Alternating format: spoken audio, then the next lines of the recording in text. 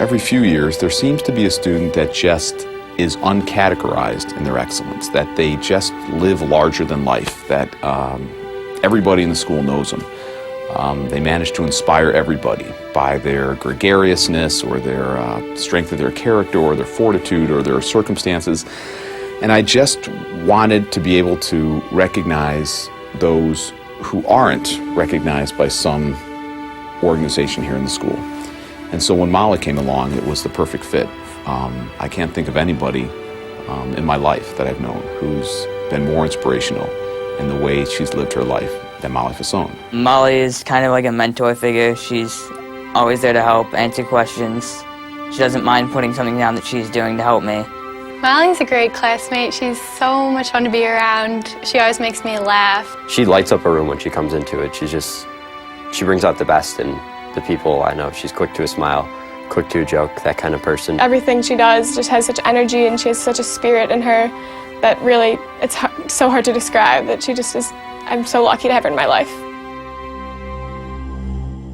It was July, and we were at a friend's cottage, our dearest and best friends. And the kids were all playing in the water, like they always do. Molly's a great swimmer, and at that point she was 15, so we didn't really watch the kids like we did when they were little. They could all handle themselves easily. And she, we think, just took a dive to try to get out a little deeper and hit her head on the bottom of the lake. She broke her neck and she suffered a spinal cord injury. It's called a C5, C6, incomplete injury. She had 2 surgeries in the next 3 or 4 days, was in intensive care for several days, and then was moved over to the Rehab Institute and stayed there for 3 months. When we pulled her out of the water, and she had just gone unconscious at the time, and we got her mouth open and she started breathing on her own, and she looked up at me and she said, "Aren't you glad I did cross-country training camp this summer and that I could hold my breath?" And I just kept holding my breath, hoping that somebody would get me before I drowned. When she got hurt, friends and supporters just kind of came out of the woodwork, people that I had never met, but they're like, "Oh, I know your sister. She's such a nice person. We had a class together." The night we were in the emergency room, one of Molly's friends from Loyola appeared with her father in the emergency room. We know, to this day, I'm not even sure how they found out she was hurt. They were just there. And within 24 hours, Loyola had organized a prayer service, which apparently several hundred people attended. And within a week, the administration was on the phone to us. How can we help? What can we do? Several of the teachers here, Coach Simon, who's an English teacher, and Peter McNulty, who runs the Dunbach program, who's a math teacher, came down and tutored her from probably the beginning of September to the point in time when she left the hospital around Halloween. I went down and visited Molly twice a week after school, and we would just do work that the class was doing. And boy, she soaked it up like a sponge. It was just incredible how well she learned on her own, especially given her circumstances. And it was extraordinary that she never took any shortcuts. She never made any excuses. She learned every single thing that everybody else did. In fact, in a meeting with the school district social workers and the other teachers, as Molly was coming back to Loyola, I remember I was the last one to speak, and everyone was concerned with how was Molly doing in math. Well, at that time, this is late November, she had the highest grade in the class, and she was slightly ahead of everybody else. And I think that's pretty par for the course for Molly. She was going to stop asking why this happened, why did this happen to me, and she just accepted the fact that it happened to her. And now her task in life was to go on, and she told herself she was one day going to walk. Molly's a competitor, and I think being a competitor, being an athlete, understanding goal setting and the challenges it takes and the hard work you have to put in to achieve those goals is how she looked at this injury. And goal setting for her at first was putting on a pair of socks. Molly's a very straightforward person, and she kept asking questions. How's practice going? How are the girls? It really seemed like a natural conversation. It was really pretty much the same question was, do you still want to be on the varsity team? And really, with no hesitation, kind of like, why would you even ask me that question? It was, well, of course I do. And then her and I then subsequent conversations were, okay, well, how are we going to make this a reality? She makes it look easy to do her everyday routine and do what everyone else does. And there's a lot that goes on behind the scenes, and it's not always easy. And some days it's pretty tough. And she would never let on that that's the case. She challenges you not to see her in a wheelchair, but to really see her who she is in particular in cross country, as an athlete on the team. We thought it might be kind of hard for her to like tell other people like to run and how to run when like she's not doing it, but she has a hand bike, and so she was like working along right with us. Molly's tough.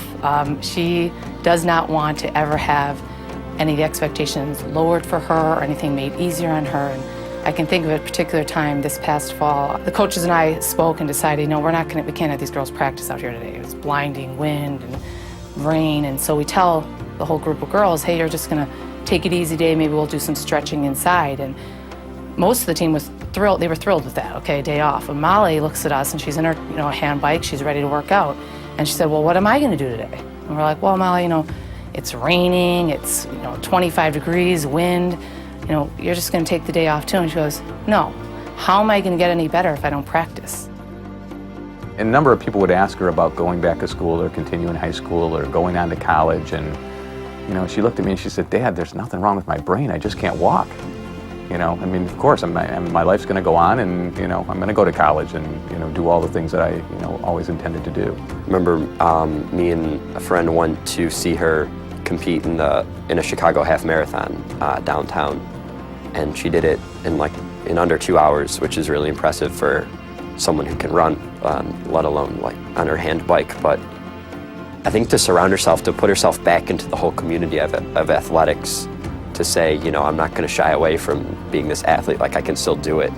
Because for me, you never know, that could be a constant reminder of her limitations, this whole atmosphere of running, but she's decided to go the other end and say, I can still do this, and that's been really inspirational. It's a terrible accident, and obviously we would not want to wish that upon anyone. But at the same time, Molly's spirit and strength and fortitude, I don't think I could have handled it with such grace as she has. It's amazing that Molly has done so much, and I think we want students in the future to know about Molly Fasson. Molly Fasson is a student that is rare, and we want other students to be able to know about her. And hopefully, even if they don't know her personally, they know what she was about, because she's embodying all the qualities of a Loyola graduate that we want. This is about her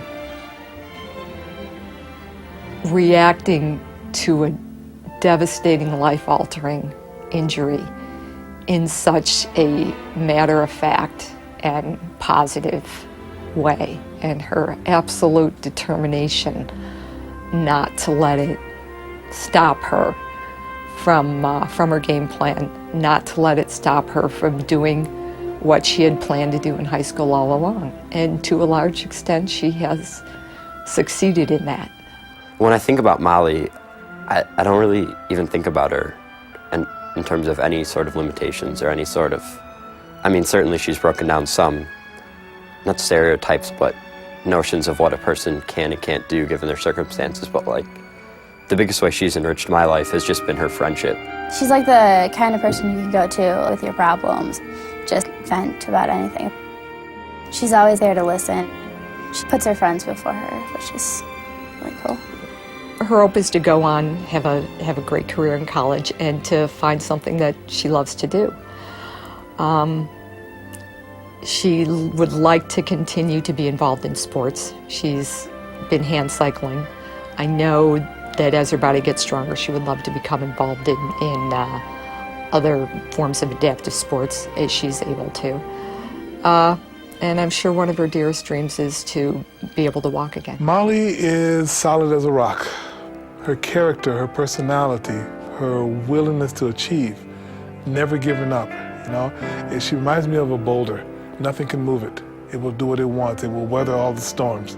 Her gift is that in spite of the adversity that she has to face on a daily basis, she gives me life She shows me how to live life.